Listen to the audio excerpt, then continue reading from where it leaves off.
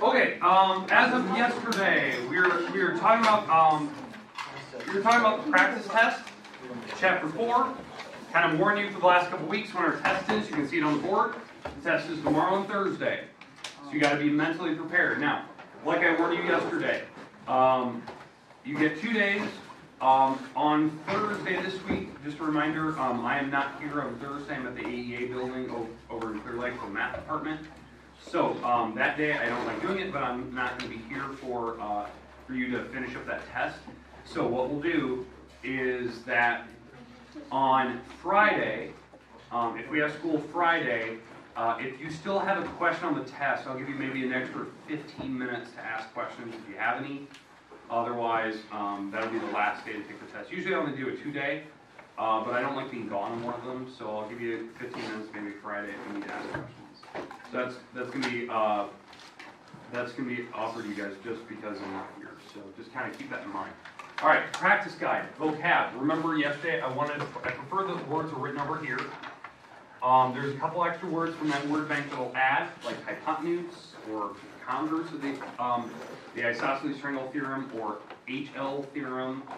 I could add acute triangle, obtuse. I could add equilateral, equiangular. So those are like words I've skipped out of the textbook that I could easily add to that word bank. I could keep some of those words there. So just kind of keep that in mind that I just picked kind of random words from the textbook and put them there. All right, number 2. What you have to do on this problem, this is problem number 2, the one we did yesterday. Remember, you have to give me 2 words for each of these. What I'm looking for is you have to classify this triangle here by 2 words.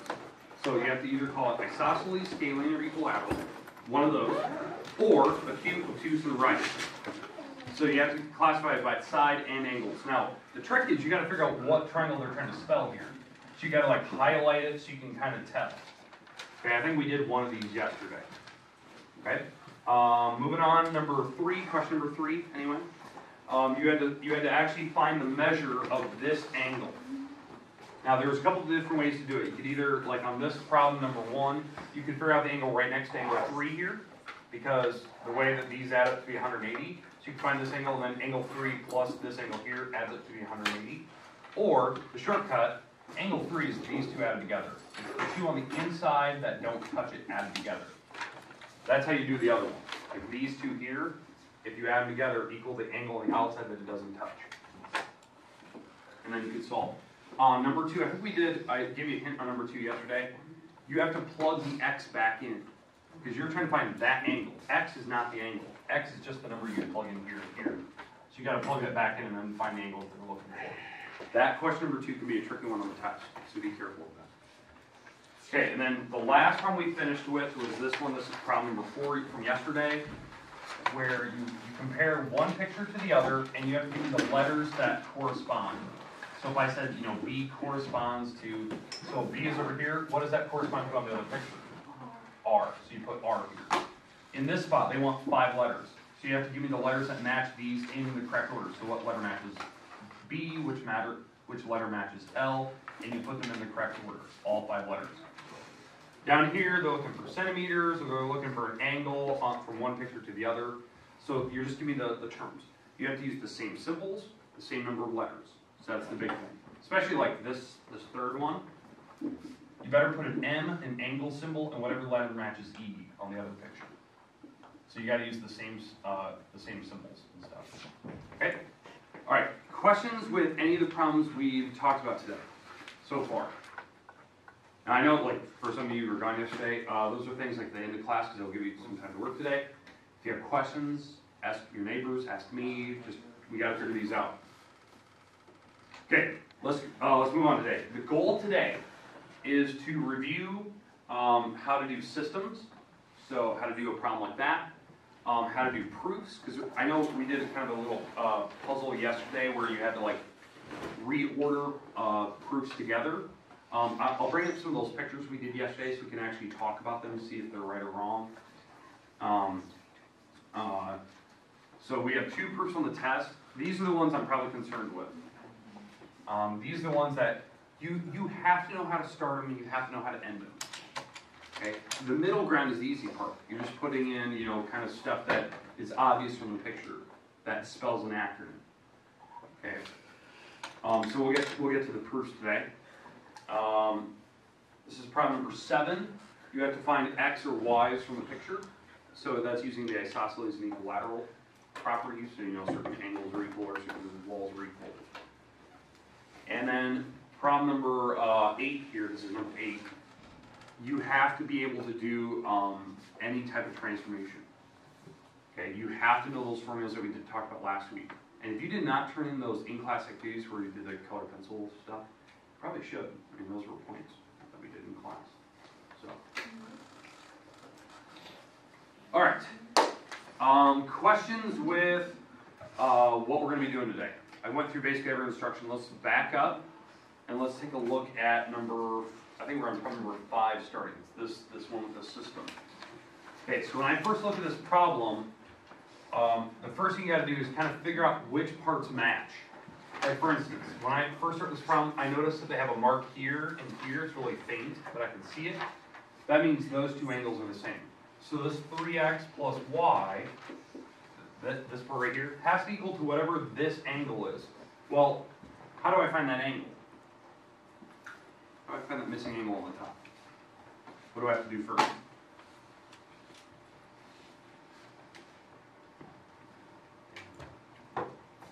How do I find that? Add 148 and 18 subtracted by 180. Yeah. Triangles have to add up to be 180. So it's whatever's left over after you take away the 148 and 18. Okay? I'm expecting it's going to be small. This angle's huge. That's decently sized. And this has to be whatever's left. Okay? So, again, on a calculator. And again, you can use calculators on the test tomorrow. Just make sure that you bring yours, because I only have 10, so make sure you bring a calculator. Now, you're not allowed to use cell phones or anything like that. So 180, we're going to take away the 148, we're going to take away the 18, and you get 14 left over. So that's 14. Well, that's this number right here. Okay. Any questions with how I actually subtracted the numbers to actually find the 14? Now, that means this angle right here, that angle has to be the 18. Because it's obviously, these pictures are supposed to be matching, so these two angles have to be the same. So that's the 5x minus y equals the 18. Okay, now this is a system. So if you see, there's two equations, they have two variables. I don't care how you do it, if you want to do the substitution thing where you solve for like a single letter and then plug it into the other equation, or you do the thing where we do the column method. What method do you want to see today? Do you want to see substitution or do you want to do the elimination? Elimination. I probably agree. That's probably the easiest on this one because these numbers already match it. And they're already opposites. So it's perfect. You don't need to multiply by different numbers. You don't need to make one row opposite. You can just add straight down. This makes 8x. This drops out, makes 0 because it's 1 minus 1. And then 14 plus 18, what is that? 1232? And now we can solve. Now you can, divide the 8 over, and you have what your x is. 4. And now you can plug that back in to one of the equations and figure out what y is. In fact, y would have to be a 2 in that case. Okay, because I would just pick one of those equations. I'll pick this one. And I'd plug the 4 into my x. So 3 times 4 is 12, and you'd have to add 2 to it to make 14, so the y is a 2. That's how you do those types of problems. I don't care if it's a system, like elimination, or you do the substitution rule where you solve for one letter and you plug it into the other equation. I think we did a couple of those in class. But you have to be able to solve a system. So if you're not comfortable with systems, maybe you want to ask a question after we're done today. Well, maybe I'll just make an example and put it on the board. Or you want to come in after school or before school tomorrow. Just, you need to get practice with it. So in case you're not comfortable with the system, you want to at least attempt it. Because, I mean, this problem could be worth 4 or 5 points. Just depending on how many steps it takes. So you don't want to skip it. Okay, questions with that? I know I only put one of those on there. You either know or you don't on that one.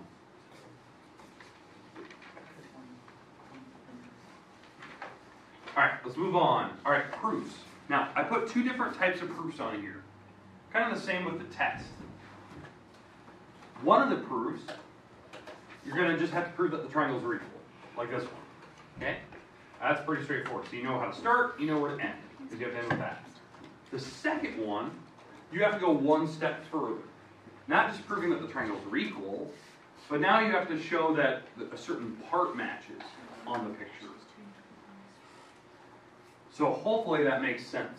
Now, is there a certain problem up here that you'd like me to go over? Like, if you want to pick one, like one or two? Bottom. Okay, let's do the bottom one here. Okay, let me scroll up. Okay, and I'll do this first. So this one's going to really mimic like the first one. You just have to go one step further. Okay, so first step, how do we always start proofs? Given.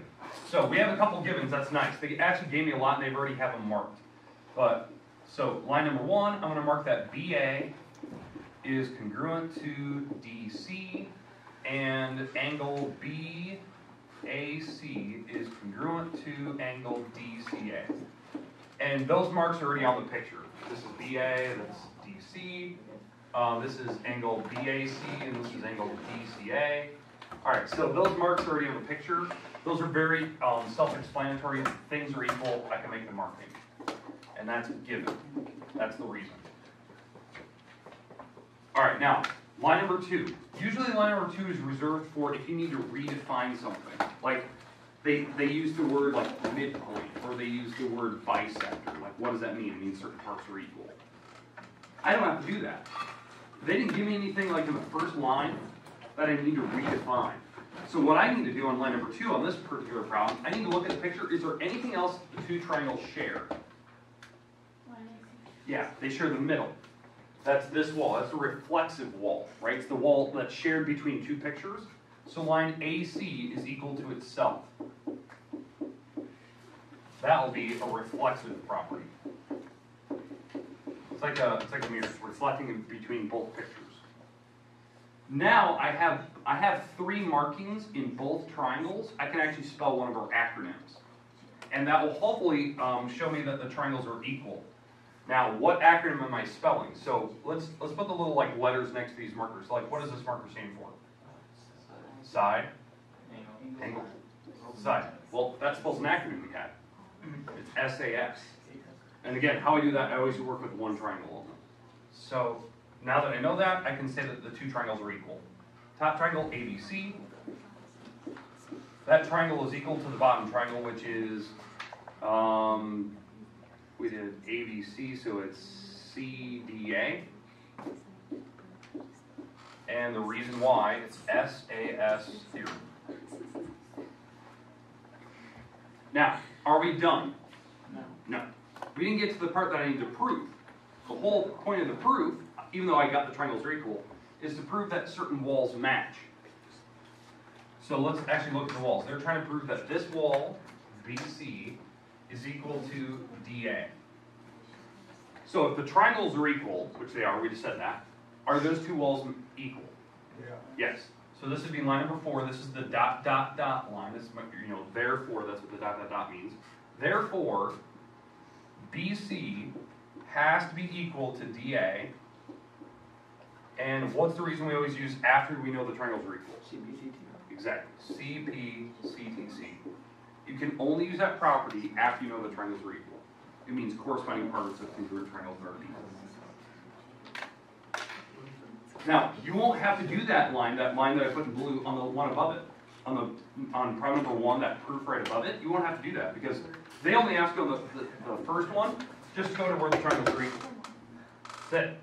So maybe you have the given line, maybe you have to redefine it or write something else that you obviously know from the picture, and then get to the triangles are equal. You don't have to do this line. Where you have to go one step further. Okay, I'm expecting the proofs to be about 4 or 5 lines. Something like that. Just depends on how many givens, how many things you need to redefine or obviously pick from the picture. But you should have enough information where you can prove what I'm trying to get. Okay. What? 45. Yeah. Unless you don't have a lot of information. Then it might be 6. But I expect 45.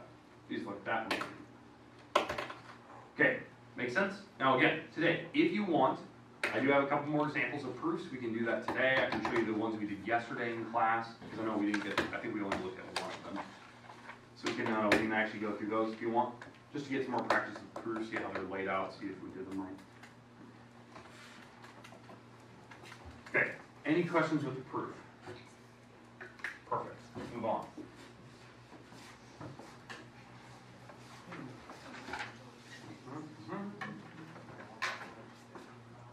So I can already tell, like on this problem, I had to use the reflexive wall in the middle. On the problem above, I can tell you right now, by looking at that picture, you're probably going to use vertical angles, the angles in the middle. That'll be probably one of the lines, because I can just tell the angle going across R has got to be the same. I can instantly see that before the proof starts.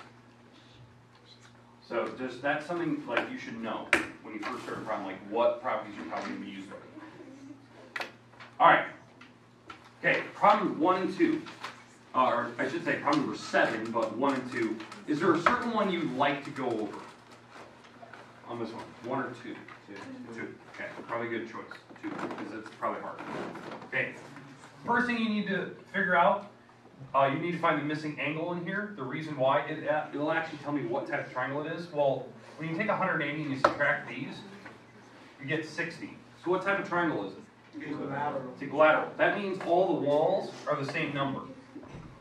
So all the walls are 4s. So now what we can do is we can actually solve. So that 2y plus 6, that should be equal to the 4. And that 5x minus 3, that should also equal 4. Now I can solve. So I would actually, subtract the 6 across, divide by 2. Go over here, same thing. And even if you get a decimal, fine, leave it a decimal. And that number turns out to be 1.4, because you add the 3 across, makes 7, you divide by 5, you get 1.4.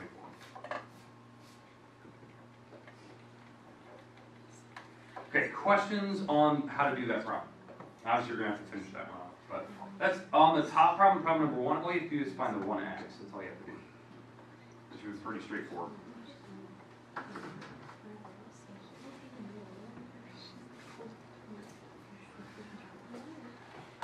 Okay, we good? Okay, all right, last one.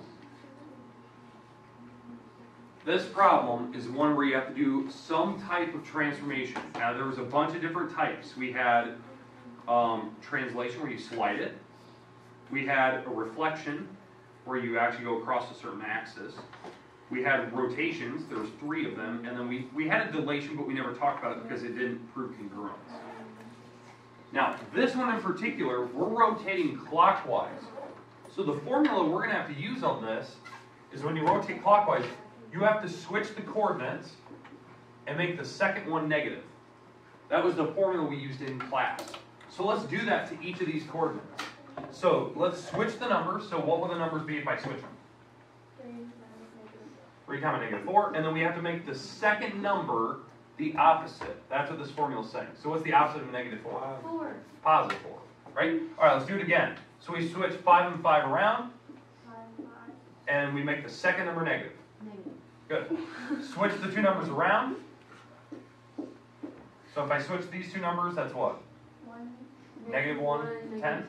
And we make the next number negative, right? So we switch them, make the second number negative. That will rotate this picture clockwise. So I just did the formula for you. Right there, that's 1 point. Just showing what your formula is and actually doing it to find the coordinates. Now, we have to draw both pictures. We have to draw the original. So you have to draw the original picture, which is this one. And you have to draw the new one, which is this one. They might touch, that's fine. But once you have the pictures drawn, you should see that, yes, it went through whatever that transformation was, whatever change happened. Okay? It should rotate clockwise. So if that picture is over here somewhere, what should happen is it should move this direction and be over here now. It should look like the same picture, just moved. So remember, clockwise rotation looks like you're on like a steering wheel or a stereo knob, and you just turn the knob so it just slides the picture to a new spot in a circular motion. Okay, now, I know there's a lot of different transformations. Does anyone need the formulas that we talked about? Or do we have them in your notes somewhere so that way you can study them? Okay, I'm going to give you maybe 10, 15 minutes right now to kind of work. Try to finish this up today if you can. Work with your neighbors. If you have any questions, like a certain type of problem you want to go over, you want another example, those are great questions. Tomorrow we'll start the test. Make sure if you can bring in a calculator, and I only have 10. There's not too many times you will need it, but if you do. Make sure that if you need help, I'm here after school. I'm here tomorrow morning, so keep that in mind.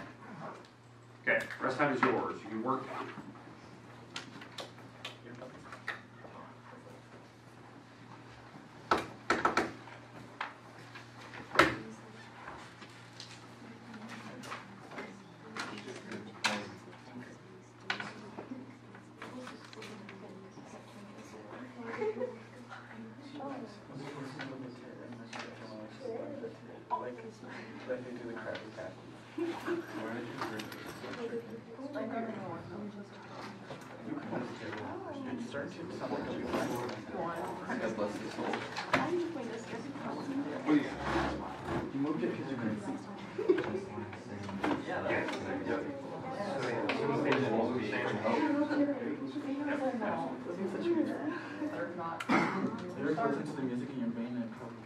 Question? Yeah, what do you got? Yeah. All you have to do now is flip the picture. Then have it on this side. So you're going to move all these coordinates to this side over here. Just same space. Because it was called the y-axis, flipping across the y-axis. So you got to count. Oh, the formula. The y-axis reflection. The coordinates would stay the same, x and y. You just make the first number negative. So you just that'll flip it across the y-axis. So if this coordinate here is -4, 3, now it'll be 4, 3, because the first number will become the opposite. And do you see how it went across the y-axis? It's the same distance. Well, not technically according to the rules, but I like just winning. I like getting boring. Wait, so did you just plop down your one card? Yeah, I plopped it down and then he's like, you can't play that card with the deck I just played. So then he took the card, gave you